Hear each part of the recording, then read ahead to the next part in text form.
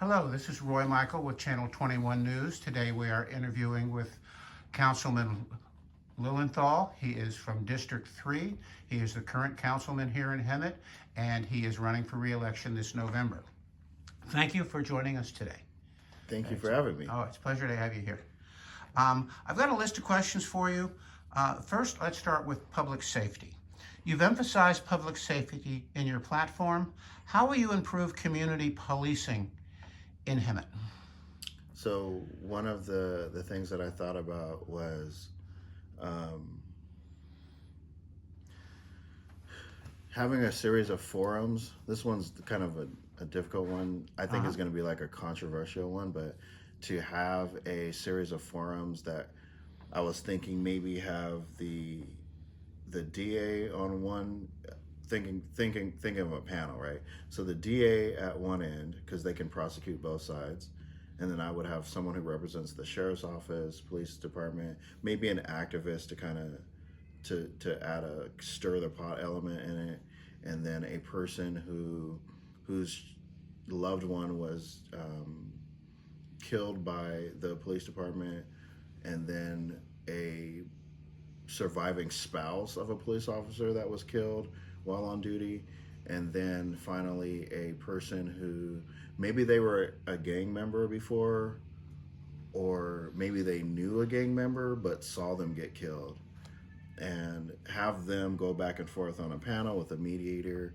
and then bring it back to the whoever the audience is, and kind of create a sense of what is the responsibility of the community concerning policing, and are we able to create a society where we, not that we're trying to get rid of the police, but that we don't need them. And so I know there's going to be a lot of accountability in there, because a lot of times we're focusing on what the police could do better. And so the ultimate thing is have those types of forums for a while, see what comes out of it, see if we can get some meaningful engagement.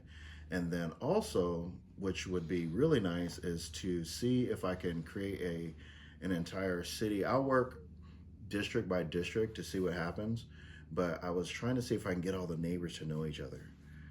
The story behind this is my parents' house was broken into. They live over by West Valley, and their house was broken into, and it's this community that's right behind Harmony Elementary.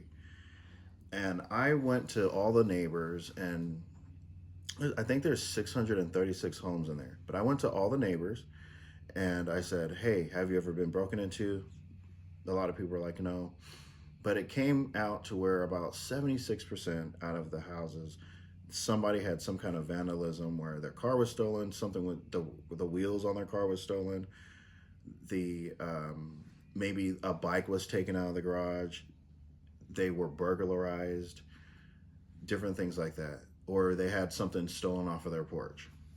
So I noticed that on the streets where it was straight, that those neighbors were more likely not to know each other. And if I talk to one neighbor, I say, how do you know your neighbor next door? I'm like, I don't know them. And these people are talking about 13 years of living next door to someone and not knowing them. And so that was important to me, because I started to see in the cul-de-sac areas that those people actually knew each other, and they saw less crime, people stealing off the porches in those areas. And so the difference to me, and it's just a hypothesis at this point, is if the neighbors get to know each other, they get each other's phone numbers. Hey, I got this package that's going to be dropped off, or hey, you left your garage open, or hey, maybe you didn't, because across the street, I had to go over to my neighbor's house because he left his front door open.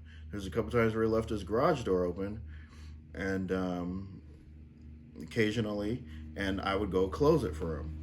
But it's something like that with all of the, if I can get everyone in the city to kind of talk to each other, then I believe we can bring back that homey feel and that sense of community feel. Because if I know you and you know me, then we can kind of hold each other accountable a little bit more. But if I don't know you and you try to correct me, there's going to be a little bit of defense there. And so if I'm able to get to know you and build that rapport with you, then I think we could really be able to hold each other accountable, and people won't be so free to just kind of do whatever they want.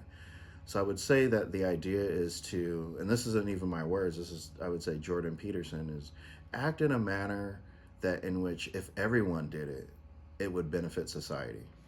That's what I would say about community policing. It takes a village, right?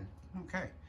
What are your plans for recruiting and retaining police officers, especially given Hemet's current staffing levels? So this one has been one of like a thorn in my side for quite some time. Been on city council since 2020, but I've noticed that they've been trying to hire, right, and it takes about 2 years, so to speak, maybe a year and a half to about 2 years to get someone that's brand new, no academy, no experience at all, and it's about $187,000 from the time they fill out their application to the time that they're actually on the streets with us. And that's their background checks, paying for them to go do the agility tests, all of these different costs to get this person to go through the academy and different things like that. But one of the incentives that I was going to try to focus on or push is to either create an incentive program. Right now we would give about 60,000, 10 up front, and then we spread it out. In the past they were giving out money, but then they would find that people would take the money and then go quit, and then so they're gone with the money. So we revamped that and spread it across the board, so at least we have them for 5 years. So next time I'm thinking, and more like down payment assistance programs, or programs that help a person relocate to the city of Hemet. Now, I do know the other side of the argument is it may not be safe for a police officer to live in their community, because if the people get to know them, or if they're arresting people and then people find out where they live, it could be horrible for their family. But it's like, I think if we're being ethical, if we're being respectful in the community, I don't know if we would have if that argument really sticks with me. Plus, they don't necessarily have to move to Hemet. They can stay on the outskirts, but my thing is, it's another avenue to bring people here. You know what I mean? It's not like everybody has to live in the city of Hemet and take these programs. It's more like, if you are willing and interested to live in the city and you want to come work for us, we'll help you purchase a house, or we'll help you relocate. So that's what I would focus on. A lot of excellent ideas in there. How do you plan to address root causes of crime, such as domestic violence and substance abuse? So this is more about community education, making sure that we're building that camaraderie with the families, and then seeing if I can coordinate on with these HOAs and newsletters and apartments to, just share some tips on how to if you're in a relationship with someone, or have these community forums in their respective areas.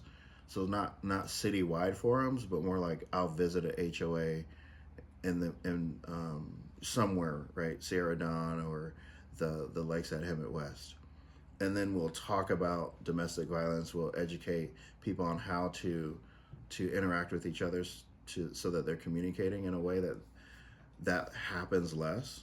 And then finding out, or at least sharing with people, the resources that are out there. If you're someone who lives with an alcoholic, or if you're someone who lives with an abuser, that there are resources out there for you to help yourself and to get away from that situation, and just kind of educating